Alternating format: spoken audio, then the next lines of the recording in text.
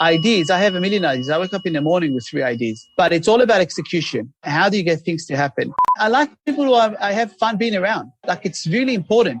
If you're not going to have a beer with this guy, don't work with him. I just had in my mind the conviction that someone needs to do this.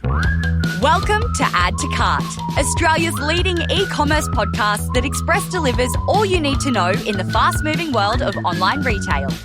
Every week, Nathan Bush from eSuite and an e-commerce industry expert will share the news, research and insights that you need to know to keep you at the top of your game. And of course, keep your customers adding to cart.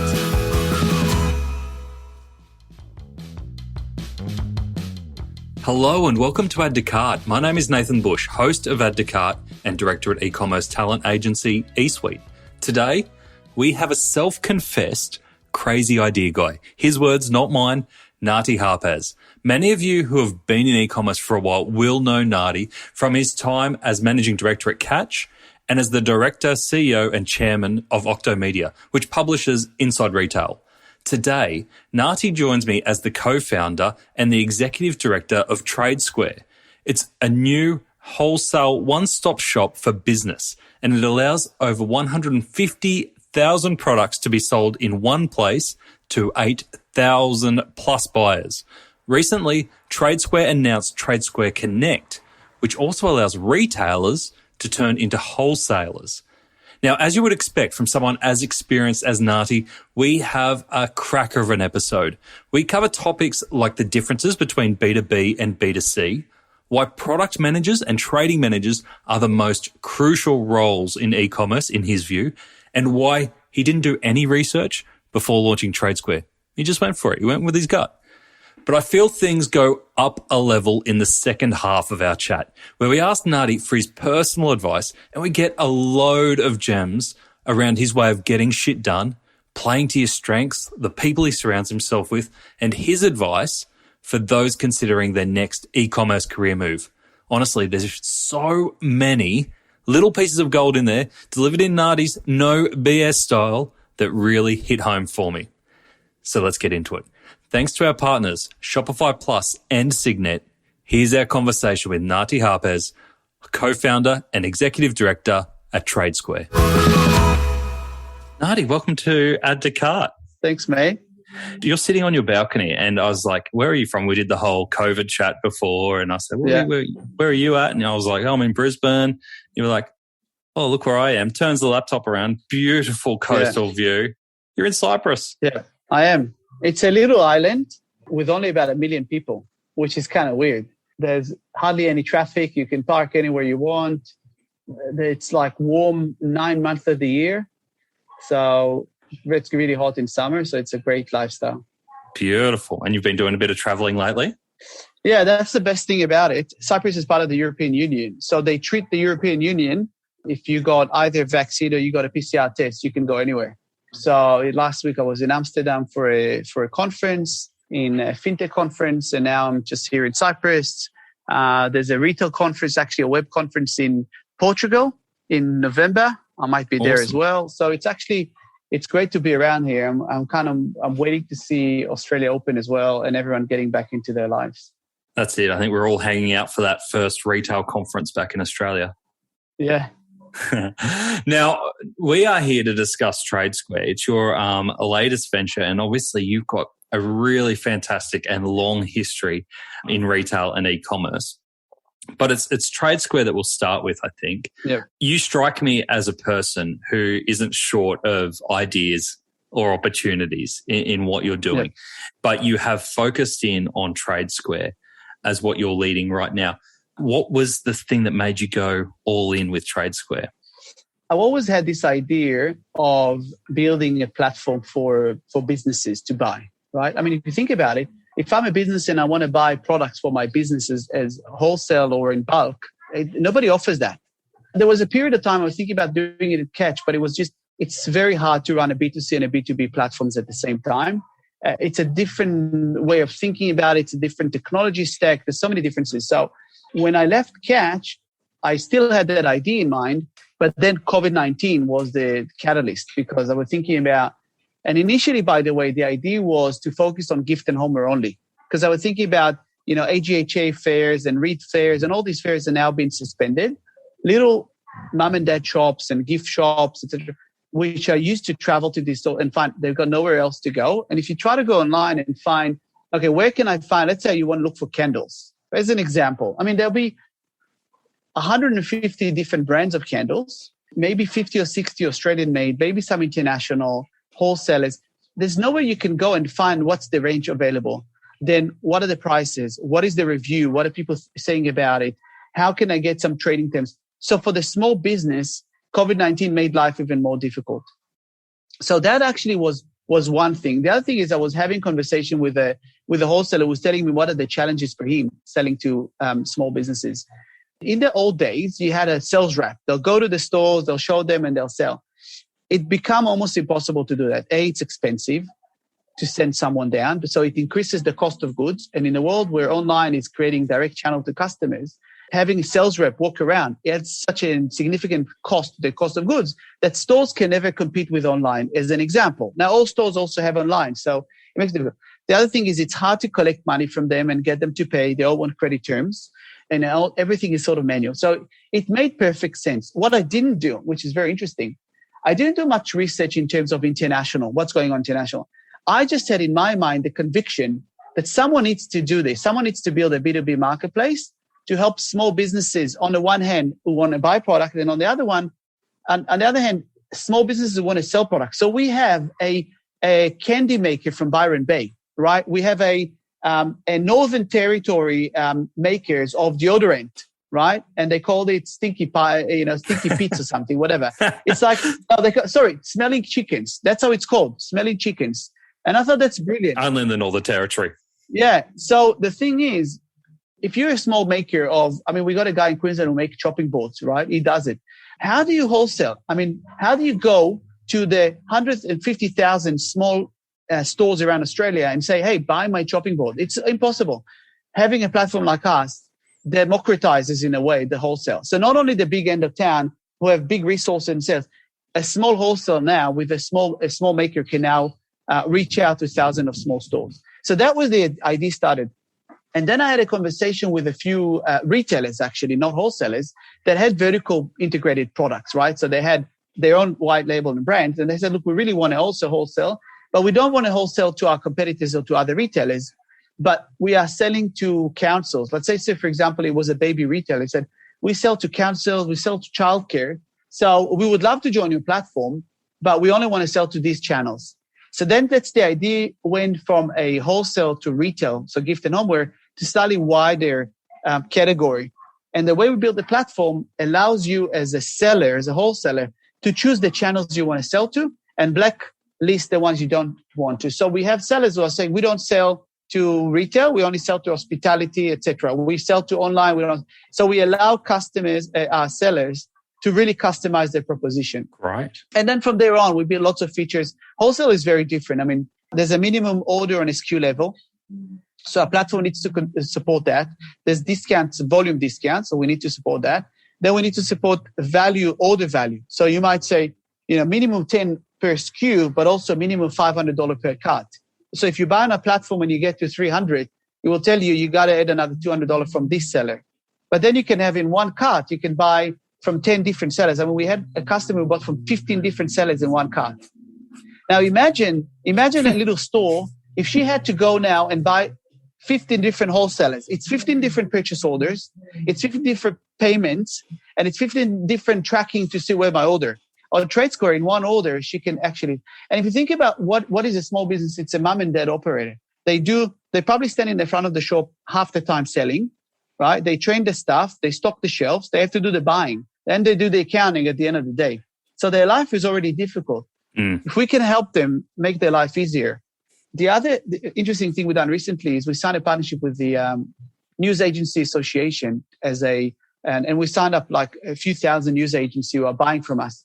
Now their world is changing as well because, sales of newspapers and magazines going down, and these guys need to turn from being a news agent to a retailer in a way. Yep. And this works perfectly for them because all of a sudden they're now buying toys, they're buying pet accessories, they're buying candle, things they can sell in a news agency. And we're getting amazing feedback from them, how happy they are, So we are helping them transform their business. And I'm essentially saying one of the things, I mean, it worked in Catch, it worked in my retail business. Whenever you put new stock, fresh stock, sells, it works like magic. I remember we had a jewelry business. We had a delivery every week of new ranges. We put it in the window. It's the first thing that gets sold. So, I'm saying the same thing for these guys. Don't focus on buying container loads or buying pallet loads or importing from China. Buy fresh stock on a regular basis, every fortnight. Put it in your store. Your sales will be amazing because customers feel that it's fresh, it's new. You can look on our platform, what's trending, what's selling. It might cost you a few percentage point more than just importing directly from China, but your life is going to be faster, easier, more efficient, and ultimately you'll get better sales. Makes total sense. Some of the rules that you've set up for B2B and wholesale must make trading on platforms like Catch look like a breeze. Some of the complexity in it. Yeah. It is.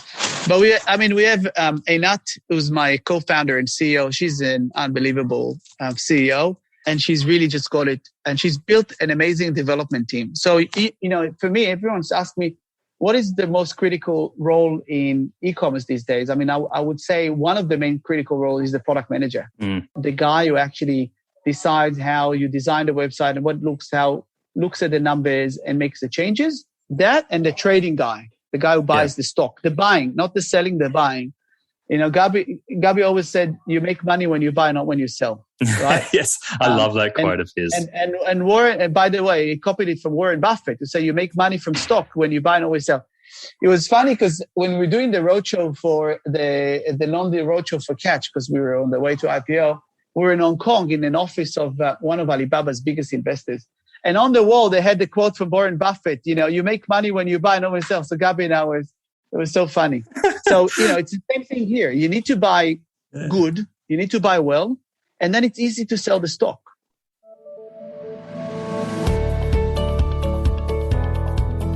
Stationery brand Milligram are the prodigal sons of Shopify.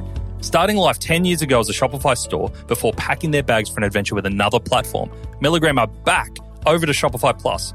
Milligram now have over 100 employees and 4 physical stores, so they needed a platform that had integrated content and commerce, reduced technical debt, the ability to have promos live immediately, and most of all, be reliable in peak season. As an added bonus, they were able to optimize their search bar conversion rate from 4% to almost 8% with Shopify Plus. Now that's something to write home to mum about. To read more of Milligram's story and to see other case studies, visit the customer section on shopify.com.au/plus.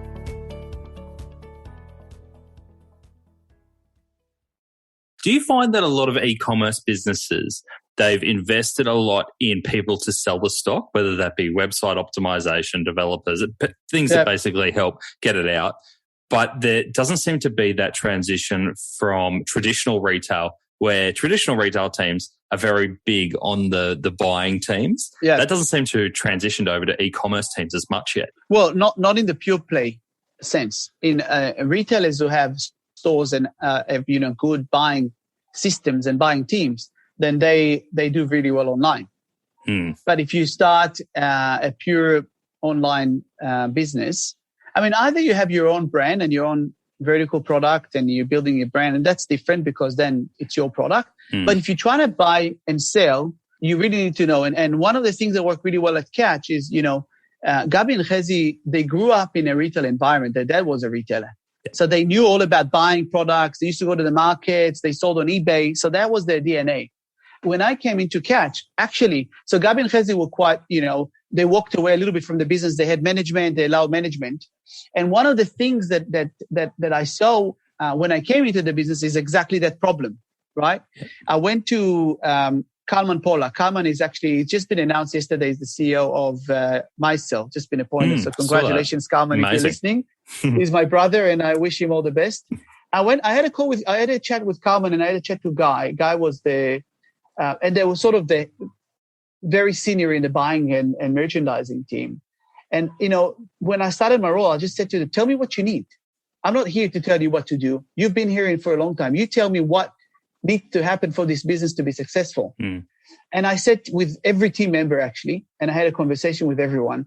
And, one of the things that resonated with me with both Guy and Kalman, they said the same thing, is that One thing they said, take the shackles off. We feel like we've had shackles. We've had these management who run the business like it's an Excel sheet, and all they care about is aging stock, clear stock, move stock, discount, numbers. We're not getting the basics right. And they were in a bit of a spiral there. So it was one of the first things we fixed was the buying.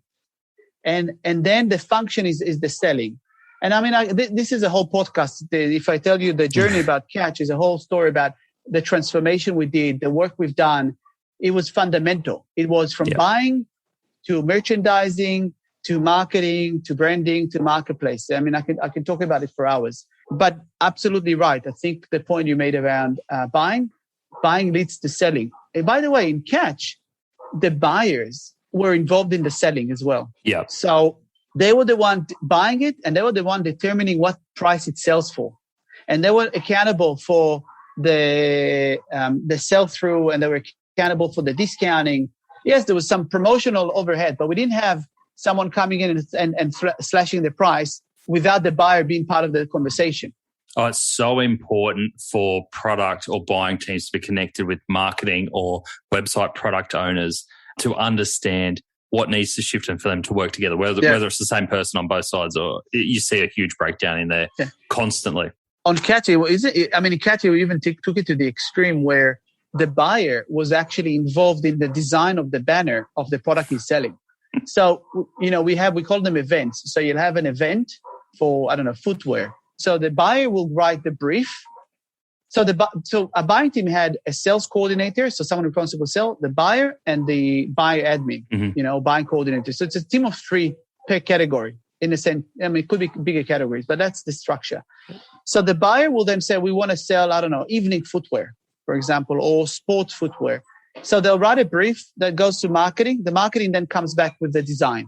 The buyer and the sales will look at it and say, I don't like this. I don't like that. It doesn't show, because he knows, for example, if he has 50 pairs of shoes in the event, he knows which top 3 shoes are the ones should be showing in the banner. He's been there. He's done it for a few years. So our buyers were online people. They were not buyers that come from, they're not thinking about shelf. They're thinking about banner, they're thinking web. Yeah. So you need buyers to think web. So that's how deeply they got involved in the sort of selling and the buying process. Now, you mentioned before there's a huge difference between B2C and B2B, and having been on both sides of those, what advice would you give to people who might be listening to this, who are running a great B2C business or a D2C business and going, maybe I need to open this up to B2B as well? What do you think they need to think about? The first question is why? Why do you want to open for B2B? And there are a few reasons. Actually, I think it's very good for the brand. So think about, you sell candles, or you sell cosmetics, or you sell home care, or you sell TVs. And then all of a sudden your product appears in hotels, right? So you have an hotel and you have a beautiful hand wash in a nice packaging with great smell, with great quality, but you're the only one selling it. It's going to be very difficult to turn it into a real brand. If you can sell it to a hospitality business and have it sitting in, 20 hotels, then actually elevates the brand, because people also get to experience it. It's quite similar to the idea of the box thing, where you put your things in a box as a marketing. It's essentially also a marketing tool. Yep. So marketing and branding is one reason to do wholesale. The other thing is, economies of scale. B2C is great, but wholesale, you might sell at a lower margin, but you sell a lot more volume, which gives you buying power, which gives you scale, which gives you a lot of power. So there's definitely a big opportunity with wholesale. And again, where are you taking business from? So so sometimes people saying, oh, well, am I competing against my business? But in reality, you're not everywhere, and you're not the one selling everything. And there are other businesses selling similar products. So if you let's say, for example, baby products, for example. So you might say, look, I'm not wholesaling, I'm only retailing. Great. But the council who needs to buy now 50 cots or need to buy, whatever, they want to buy 200 or 300 pieces. So it's unlikely they'll come to you as a retailer. They want to buy wholesale. So they'll find a distributor or the wholesaler who sells it. So that's another opportunity. And then the question is, how do you facilitate it? So most retailers and most platforms don't have an online platform for wholesale. the way they do it is sometimes they get a call or they ask, okay, send me an order by email. It's very manual. It's very difficult. And that's where we come into play and say, well, actually, we can help you turn from a retailer to wholesaler. The platform protects you from cannibalization of your own direct channel in a few ways. I mean, you can't see prices on our platform. You have to sign in. You have to apply. Once we approve you, you can see prices. But then there's also minimum order values. So if you're a customer, you're not going to buy 10 cots or, 5. You're going to buy 1. That's what you need. So we protect your direct to consumer channel by minimum order, both on a quantity level, but also on an order value level. So we really manage that process of protection. So, but again, back to what you're thinking. First of all, I always ask why. Why do you want to do wholesale? But I mean, we got Cheapest Chips, which is a big retailer, as a wholesaler. And you ask them why. And they say, well, because we actually have sometimes people coming to our stores and asking us about wholesale. Now, we don't want a sales rep in the store who is serving customers to start dealing with someone asking them, okay, but I want to buy 50 of this or I want to buy 40 of that. It's not efficient. And then they actually don't have the tools or capability of doing it. So the best thing to say is, if you want to buy wholesale, go to our shop on TradeSquare and you buy it there. Yes. The model that we have is a relatively low cost model to the retailer to become a wholesaler. So when you work out the fact that we facilitate the transaction, we pay the merchant fee, we do all that, for what we charge, it's a no-brainer in a way. And is it the commercial model, is it a percentage of sale? Yes. Yep. It's just a marketplace model. It's a commission. We have 2 models. I mean, a model or a marketplace general model, which is it's a commission of sales. And then we have what we call TradeSquare Connect. And Connect is, so in a general marketplace, we bring the customers. In a Connect, the business brings the customer to us in a way. Yeah. So they'll put a link on their website that says, if you want to buy wholesale from us, click here to shop on our page on TradeSquare. That then creates a link from the website into our website where they land on the page. And then if they refer the customer to us, we charge them a much lower commission, because essentially we look at ourselves as a booking system, as an ordering system, not as a marketplace being customer. So they pay a very low fee. And in addition, at least at this point in time, we give them every time a first customer comes, we give them $100 off the first order. Okay. So now they're sending the customer to us, but we're also funding $100 off transaction. So it's a great incentive for their customers. And it's a great for them because they get bigger orders. They get $500, $600. I mean, our average order is like $700. Yeah. Okay. Good. And it's interesting that you use the physical retail analogy around dealing with customers versus dealing with people who want to buy wholesale. And I think it's the same online as well, in that what you're creating there is that when people go, oh, I'll just create a B2B and there's a plugin for it, but it's actually not that simple when you've got to create different pricing structures and a different experience to that D2C online, right? I mean, so first you got to sign up the customer and onboard them. So you're not going to approve everyone automatically. So you got to check the form. So someone in the office now needs to look at the application form and say yes or no. In our business, it happens in real time. Then the customer might want credit. Give me 30 days credit. Are you willing to take a risk of 30 or 60 days? We do. So we give them 30 days net, which will probably increase to 60 days very soon. So we're giving them credit. Then we also allow you to block the customer pricing metrics. For example, most platforms don't support both minimum SKU on a different SKU, minimum order value, and then telling a customer is missed and how he can fulfill that and add up. All those different features are quite complicated. And then ultimately, we're also a marketing platform, right? Like we bring the businesses to you. We bring your customers. I mean, we had a butcher shop who spent $2,500 buying knives. And then the other thing we're actually selling a lot right now is we're selling, we had a few butcher shops who bought spices and, the different things you can find in butcher shops now. So think about it. I mean, it's so easy for them to buy on TradeSquare at wholesale. That's amazing. And exactly what you said there, it is a marketplace, so you're bringing the customers as well as the technology. You've got some great retailers on there. You've got over 100 TradeSquare Connect partners. And I noticed that you've onboarded partners like Koala, which is really interesting because Koala they're pretty well known for being pretty good at the tech side of it. Yeah. What is it that you find really appeals to retailers? Because you've listed some great points around TradeSquare. Is there anything particular that usually really captures their attention? I think it's the opportunity to sell to a new customer. That's the big one. So I'll give you an example of pets is quite a strong category for us. And we're having now customers who are pet grooming businesses. Now, you go to a grooming business and it's not a retailer, but I mean, what a great place to try and sell accessories. Oh, I need a new leash, or I need a new collar, or I need a new coat, or maybe some treats. And we have a lot of Australian made treats for pets. So a grooming business now turned into a retailer. That's so awesome. For a lot of these businesses, those are not their regular customers. They might wholesale to pet shops. Mm-hmm. But all of a sudden, a few thousand pet grooming businesses are buying things that they can retail in their business. So that's what appeals to businesses, because we're opening a new channel for them and a new customer base. Yeah. And, the challenge around marketplace, which is the same challenge in B2C, is people thinking, oh, why won't I just sell direct, or I'll get my own customer? Well, the reality is customers are shopping on marketplaces. And if you think that you don't need to be there, all you're doing is you're missing on sales that you could have had. It's not, if you think that the customer will just leave the marketplace and come directly to you, you're dreaming. That's not happening. Yeah.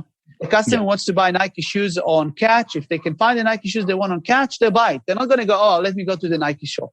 Right? Because it's the same product. Yeah. Now, you are an advisor, an investor, a board member, a leader across a number of businesses, and have a really strong track record. What has got you excited about retail and e-commerce at the moment? What have you got your eye on? I mean, I think the world of retail is, it's constantly changing. Obviously, everyone says that. I think physical retail, I've said, I think probably 8 years ago, before COVID-19, that the model of retail needs to change, where, physical stores essentially should become flagship stores, an experiential place, and transaction is happening online, right? I think online is great, it's fun, but it's always going to be somewhat transactional. Yeah. And so I think my mind is how we're going to see this change happening, where stores become even more exciting, maybe even bigger, with more experiential, and then the trading essentially happens mostly online. What excites me is to see, I think logistics and supply chain is a big challenge right now. I'm excited to see how that's going to change with deliveries. I'm also quite conscious around global warming and environment changes. And so I'm actually keen to see how the world is going to change to accommodate, because, obviously online is less friendly for the environment compared to retail. Because in retail, you move one truck to a store, and in online, it's a lot of movement. So that's a world that needs to change. We need to move everything to electric delivery vehicles. We need to create more efficiencies. So I think, and customers will become more and more conscious and more aware of it. So customers will want to see, what are you as a business doing to improve the world? So whether it's reselling of secondhand goods like people are doing now, whether it's consolidating deliveries, whether it's using electric vehicles, whether it's emission reduction, I think that's coming. Everyone's got to play their part. Exactly. I think that's a big part everyone needs to be quite conscious of. I mean, I'm interested in Australia in particular. The B2C space is very crowded with marketplaces. Amazon has proven over time that they, ultimately they have a lot of funds and they're willing to invest and get the right thing. But I think Catch and Kmart Group is also investing heavily, and they're doing some of the right things there. I think there's probably an opportunity being created with them going into a bit of mainstream for someone to capture the sort of deals side of things. Yeah. So I think there's all these dynamics that keep changing. And ultimately, I think there'll be specialty would have a room. So for example, if you're a specialty in a category, you want to be really the number one. You need to own the category. So if you're in beauty, you want to be owning beauty, whether it's for your own stock, your white label, your brands, and your marketplace. Yeah. So I think we'll see more marketplace coming up, and they'll become niche, right? So there'll be a niche for outdoor. You don't think we've reached marketplace saturation at all? You still think there's a lot of growth in it? I think in a department store we have, but in a niche we haven't, right? So If you think about, if I'm an outdoor retailer, I should be building the number one marketplace for outdoor, where it's something that the big guys can't do. The big guys can't build expertise in one category. They can't enhance it with content, with video, with experiential, because they have to accommodate for everything. But if you're doing only outdoor, think about the amount of content you can create, the videos, the instructions, how you can bring a marketplace into it, the events. So this is what I would go for right now. I would find a niche and I would say, okay, I want to focus on this niche and I want to be able to be the number one for this space. And I think that's what we're going to see. We're going to see, more specialty becoming just a bigger specialty, but encompassing a bigger space. Yeah. And it almost feels like if you are that department store, you're up against Amazon, which is the benchmark. But if you're a specialty, you're judged on a different set of criteria, right? Yeah. I mean, think about it. If you want to buy a bicycle, you wouldn't be buying bicycle on Amazon or on Cat. You would go to a bike shop. I'm not talking about a $150 bike. I'm talking about like bicycle, and people will buy it online. So the range, the education, the knowledge, the service, it all comes to play where a specialty can do it, where a generalist can't do it. E-commerce retailer Aussie Candle streamlined its packaging processes with the help of our partner Signet by incorporating the FillPack void filling solution. FillPack is a 100% recyclable void fill solution that effectively fills empty spaces in a box, which prevents product movement during transit. Makes sense? Since making the switch, Aussie Candles improved packing efficiency by 60% and have achieved a 100% product protection during transit. Some would even say they're shining a light for smart packaging. Signet has over 5,500 packaging solutions that help leading e-commerce businesses step up their packaging game. Visit signet.net.au to find out more. It must seem funny to you. I remember when Catch first launched their marketplace, you would have been the first retailer in Australia to have your dedicated marketplace open up and invite others into your marketplace. But since then, we've obviously had Bunnings, Woolies launched their one last week. The Iconic have launched a market. Everyone's got a marketplace. There's actually, software for marketplaces is its own industry now. It must seem like you guys were so far ahead of the curve in that thinking. Yes and no. I mean, I joined in 2006. Gabi and Chezi told me that they've actually had that idea even 2 years earlier before I joined, but they just couldn't get it executed. And you know how it is. I mean, ultimately, ideas, I have a million ideas. I wake up in the morning with 3 ideas, but it's all about execution, right? How do you get things to happen? And I think one of the things that I do pretty well is execution. And by the way, it's not me. It's building a team. So I built relationship with lots of executives and lots of people who I have fun working with, and we share lots of common values. And then when I go into a project, I bring my people with me. And sometimes I also use existing teams. But it's all about, just cut to the chase, get it done. And one of the things, I'm not a corporate guy. So when I'm asked to present a 30-page presentation and do all this, that's not for me. If I have a vision and I see it in front of me, I just go for it. And I was starting to tell you about the TradeSquare thing. I haven't actually finished the story. So I was saying that, but it actually talks to this point. I didn't do international research. Only after I started the idea and I built it, then I realized in the US, there's a business called Fair.com, which has just already raised $600 million, and they got a market cap of $7 billion. There's a Europe one called Anchor Store, and there's one in Asia. So there's actually quite a few doing what I'm doing, but I actually didn't look them up because it was so vivid in my mind. This needs to happen here. And I was so sure and confident about it that I just went for it. But, in other ways, you say, oh, you should be spending on all this research. You have to go with your gut. And I'm a commercial guy, right? Like I've been retailer, I've been on wholesale. It was a no-brainer on all sides. But this is the thing, right? Like when you believe in something and you know something, it's about execution, and it's about the daily decision you have to make, the way you interact with your team. And it's about the culture you build, because if you build a culture of execution, of getting things done, then things will be done. And things might be wrong. You might make some mistakes. You might going to fix it. But if you got the right culture and everyone's aligned around it, everyone wants to make things happen, then eventually you get there. You pivot along the way, and that's the most important thing.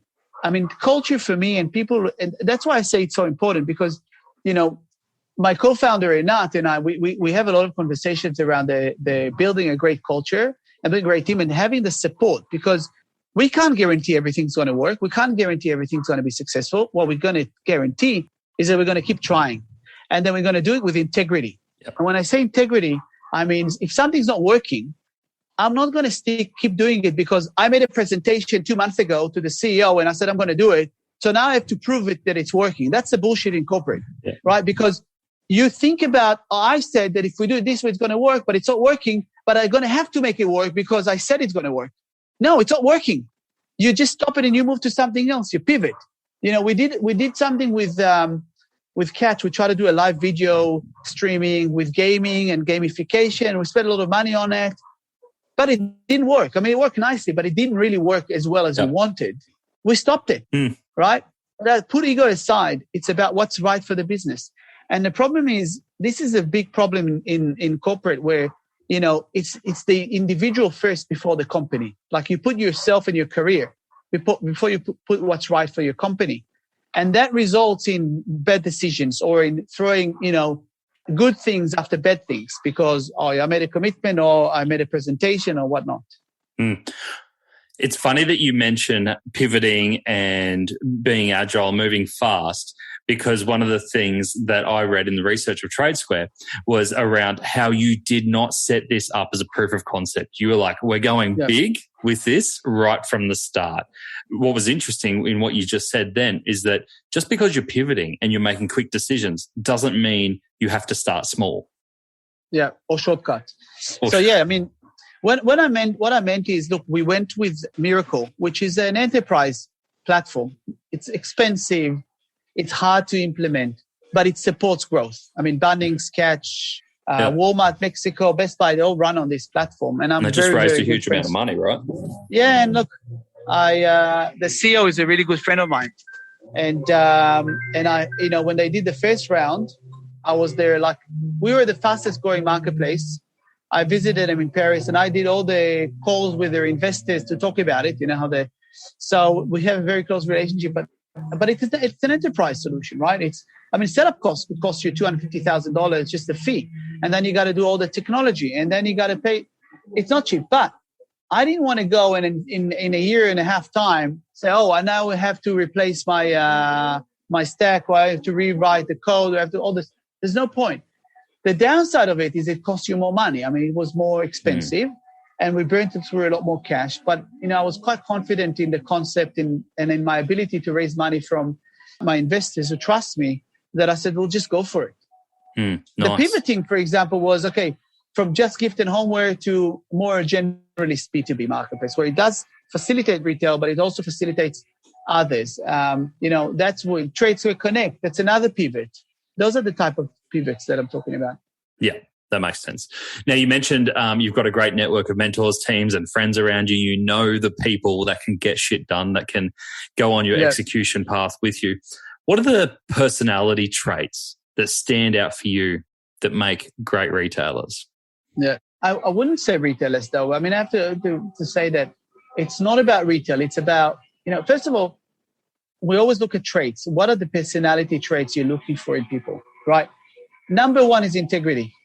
Integrity is really important because I don't want to have to think if this person is telling me the truth or not, he's trying to bullshit me, whatever. I want honest people with me. So integrity is one. The second one is someone who gets shit done. No excuses. I like people coming to me with solutions, not with problems. So you say, we have a problem with this, and that, and I have a few solutions to offer. Oh, do you have a solution? But not giving up. Like giving up is not an option. So it's got to be a go-getter execution, no bullshit. That's another thing. I like people who I have fun being around, right? Like it's really important. If you're not going to have a beer with this guy, don't work with him. Because you got to enjoy what you do. Exactly. At the end of the day, you're having fun. If you're not having fun, then you're not going to do good work. Because, you spend so much time at work.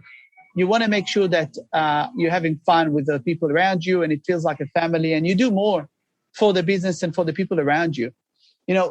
I'll tell you, when I was, it's kind of a funny story, but when I was in primary school, and the teacher was asking us the question, when you're in the army and you've been shot at and you run forward against the bullet flying against you and you fight back, what is it that keeps you going? Like, what is it that makes you run and fight back? What do you think? Is it your mom? Is it your parents? Is it your children? What is it that makes you? It was something that sort of always resonated with me. And then I'm thinking about it like I was like 12 years old, right? And the answer she gave us was, You're doing it for your mate who's next to you. You're not doing it for your parents, not for your children, for the one running next to you, because you know he's doing it for you. Yep. And you're doing it together as a team. He's protecting you, you're protecting him, you're fighting together. It's the same in a business, right? I had the same, and by the way, I spent 3 years in the army, so I know exactly what she was talking about when I was actually there. But when I was at Catch, most of my team members were we were on a team. I knew that they would stand up for me, and I stood up for them. I was on the fence for a few of these guys a few times, and they did the same for me. So this is how you lead a team, right? And you make them know that you're there for them, and they'll be there for you. And that's very critical for me. So I want to do business with people I feel are going to lie on the fence for me, and I'm going to do the same for them. And it's interesting that the point you make there, like it ties perfectly into that authenticity and what you were talking before about owning up to your mistakes, because you can only be there for people who are honest about themselves and can own up to their own mistakes, rather than you feel you have to kind of always point it out for them. Yeah, exactly. I mean, it's also I'm not a micromanager, right? So I'm a very macro manager. And that's why, CEO is really, I could do the job, but it's not my natural inclination, right? Because, if you give me a business that needs transformation, that's for me. If you need a business to grow from 1 million to 100 million, it's for me. Once you get to a point where, okay, it's doing $100 million, we want another 10% growth, that's not me, right? Because I'm not a captain who just takes a ship and I'm the guy who will build a ship and I'll sell it. But I'm not going to sell the ship because it's just not my trade. I usually say that if you give me something that's working really well, I'll probably ruin it because I'll try to change it. I'll try to make changes, and that's not me. I'm making changes. And it works really well for me because I know how I know how to fix things and fix problems. But I'm not a very like the CEO who takes everyone for monthly reviews and do the mentoring and all that bullshit. That's not me. I'm like a leader who runs really fast forward, and everyone has to run with me. And I need people who can run with me and can think on their feet and execute, and not need me to give them exactly everything, every point of what they need to do. I give them the vision, I give them the tools. And the other thing is, because I come from a small business background, and when I say small business, I mean, my background is I'm a lawyer and I've studied software technology. So I know technology, I know legal, I know business, but I had my own retail store. I had 1 jewelry store in Bondi Junction, which my wife and I built. We built it into a 30-store chain, but I did the MYOB accounting myself. I did the buying. I did the deliveries. I did the merchandise. I did everything, right? I did the marketing. So I went through all these different parts of the business. And then as the business grew, I became more knowledgeable. So it's very important, I think, for someone in my position or anyone in a leadership position to understand everything. To be able to have if you're talking to your CMO, be able to talk marketing, be able to understand what is SCM, what is SEO, how does it work, what is the mechanism, what is CRM, what is life cycle management, to understand finance. I mean, I can understand finance like a CFO, balance sheet, profit and loss. I can understand merchandising, technology, super critical. And I think one of the problems that I've seen is where you got people in very leadership position, but they come from understanding only one part. And they can't relate to the other parts, right? So they think about marketing from an accounting point of view. They're not thinking about marketing from a marketer point of view. It requires a certain personality of someone who's really, really open-minded. And I like Ray Dalio. Ray Dalio has a philosophy that says extreme open mind, right? That says you just have to be so open-minded about everything. And this is actually me. I'm a very open-minded guy, and I change my mind quite often. But I change my mind often because someone comes into my office and points out something that I said yesterday. I was very determined. This is the right way to do it. And then he walks in the next day and says, oh, by the way, I'll say, you're right. Actually, you're right. I was wrong. That's your idea. I have no ego about making decisions or about saying something and then I have to prove I was right. Now, sometimes I have a high conviction that I'm right and then I'll fight for it. But extreme open mind and knowing what you don't know is more important than you know what you know. So I always ask myself what I don't know, what people know better than me, what value. Hire people that are smarter than you in what they do, right? You get a marketing guy, try to get. Another mistake, I mean, I'm just sharing different things here, but that's great. Another mistake I used to do is I used to hire people who are exactly like me, but that's a problem because you actually need people who complement your skills. So, for example, I'm not a very organized operational guy, right? Like, I don't keep diaries and Mark is like, I'm exactly opposite than my wife, for example, who's like super organized. I have a very good memory, so I remember a lot, and I use my phone, like I put everything in my diary and the phone, and that's pretty much as well as organized as I get. But you can't have that as an operations manager, right? So and the problem is the first operation manager I hired was another guy like me, entrepreneur, a big thinker. Who's going to get the job done? Like you got to get the, so the next guy I looked for operation is like someone who's methodology, has got a good methodology, well organized. And the beauty thing about, I think, Nati and I, she's the CEO of TradeSquare, so we complement each other perfectly. Like I told her, you're like my business wife. I have a personal life and you're my business wife. First of all, I have to say, I find that women who are leaders have such a higher level of empathy that they do such a better job.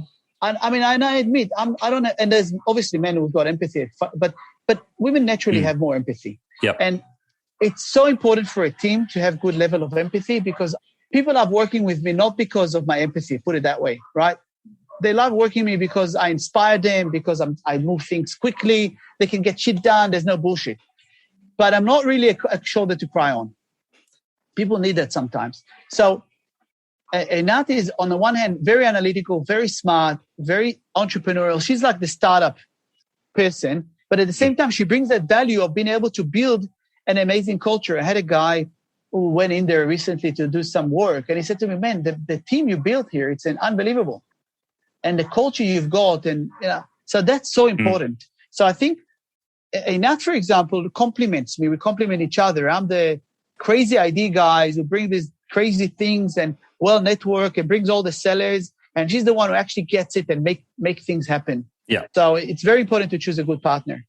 And did that self-awareness of what you're good at, what you're not good at, did that come naturally after a while? Did it click in at a certain age? Yeah, it's a good point.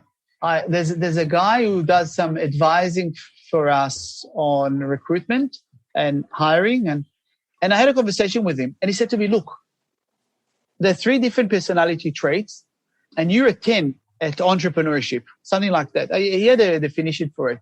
And he said, that's very rare. It's very hard to find people who 10 there. But on organizing, you're 6. So I said to him, okay, how do I get 6 to 8? And he said to me, don't bother. Don't bother about it. And he said, this is what's going to happen. If you're going to try to bring your 6 to 8, the amount of effort you're going to try and put there is going to bring your 10 to 8 or to 7. So the things you're doing really well you're going to detract because the energy you're going to have to exert to get to be organized is just so much. It's going to take away from what you do really well. So that's one. Then I did a few other, I spent a lot of time on, optimizing team building and diagnosing people and how to choose people to interview. It just slowly started to occur to me what I'm really good at and what I'm not good at.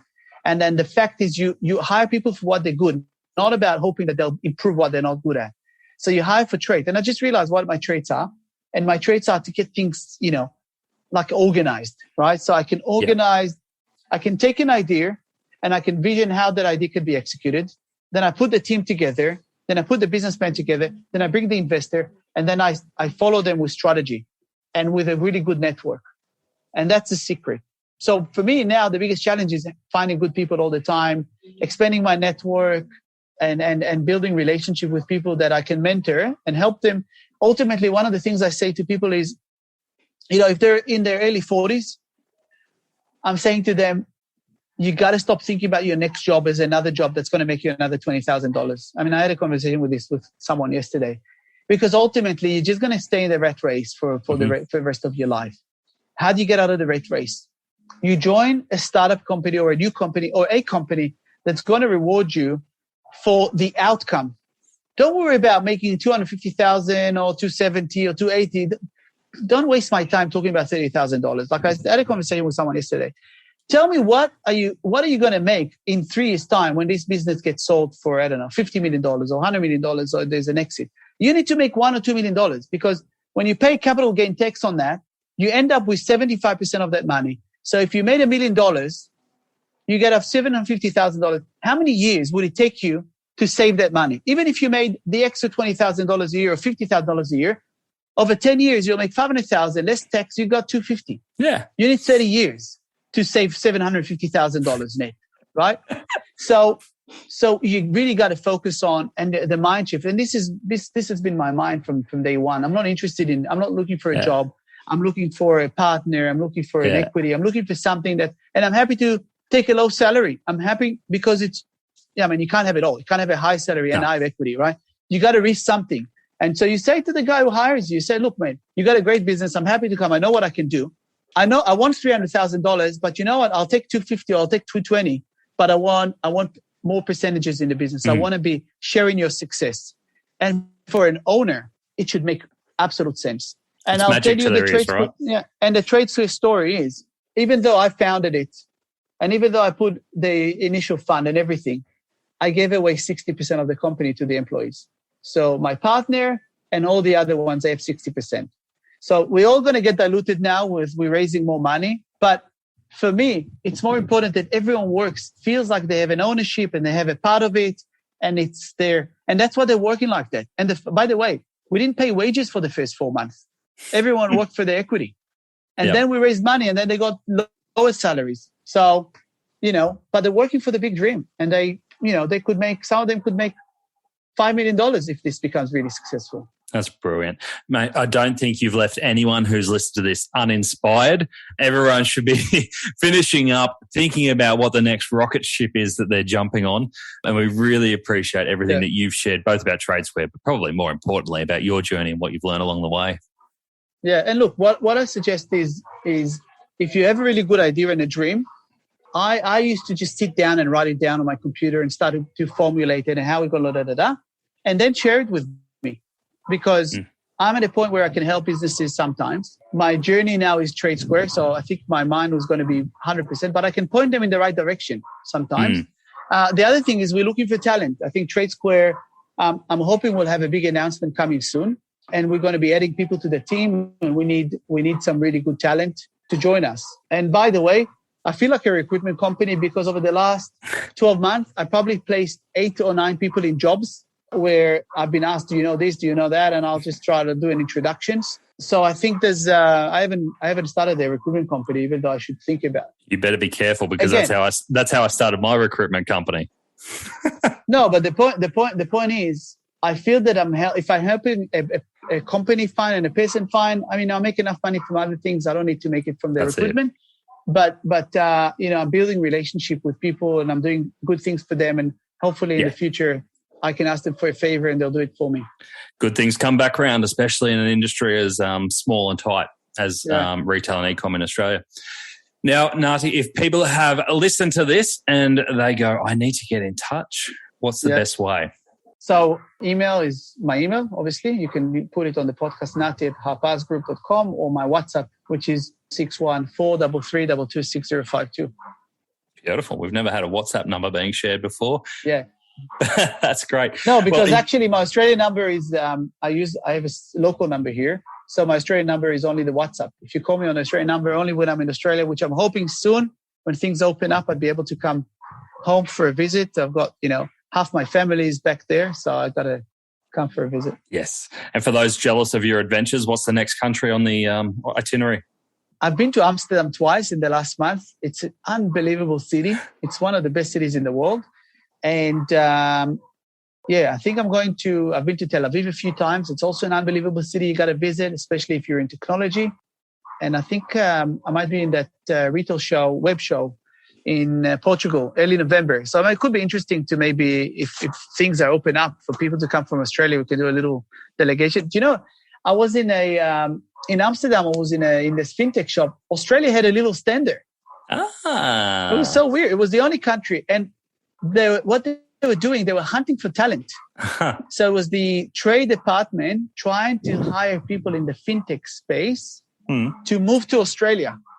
I don't think their timing was very well with all the lockdowns. And everything's open. But anyway, things will be better soon. Cool. So great to reconnect with you, and thanks for sharing today. No problem. Really appreciate it. Thanks, mate. We'll talk soon.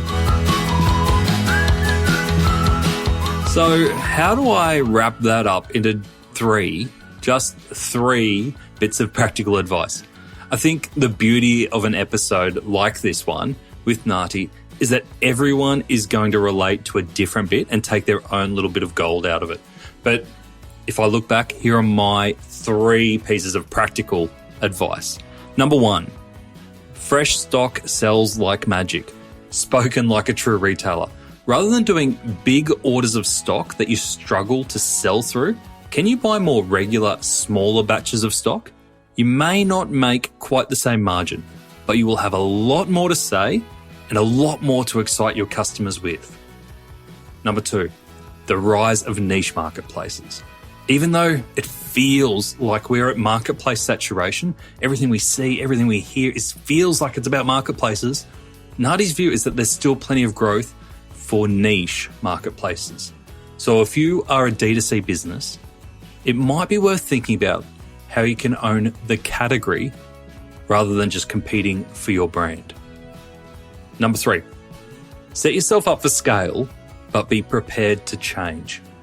As you heard from Nati, despite the little research he did, he was convinced that TradeSquare was going to be big. So he built it with the foundations to scale. Now, it didn't mean that he couldn't change along the way, but he invested early in those foundations so that when the growing started, he could get on with growing rather than going back and revisiting those foundations. To finish up, I have 3 resources for you. Firstly, if you're a first-time listener of Add to Cart and you want to stay up to date with new episodes, head over to addtocart.com.au and you can sign up for our weekly newsletter. We'll let you know every time a new episode drops, as well as giving you my 3 takeaways from each episode and a link to the transcripts so you can know that this is an episode that you want to dive straight into. Secondly, if you want a weekly roundup of the best e-commerce case studies, tools, and research, sign up to the High Five Friday newsletter, which is delivered to inboxes at 8 a.m. every Friday morning. I read all the e-commerce news and send you the bits that I think you can take action from. Sign up at 12high.com.au/high five. And the last thing, if you are looking to explore your next e-commerce opportunity, head over to esuitetalent.com.au. We are a dedicated e-commerce talent agency connecting the best e-commerce talent with the fastest growing brands. Check it out, sign up to the email, and get in touch with me if you want to discuss your next move. Until next time, thanks for listening and keep those customers adding to cart.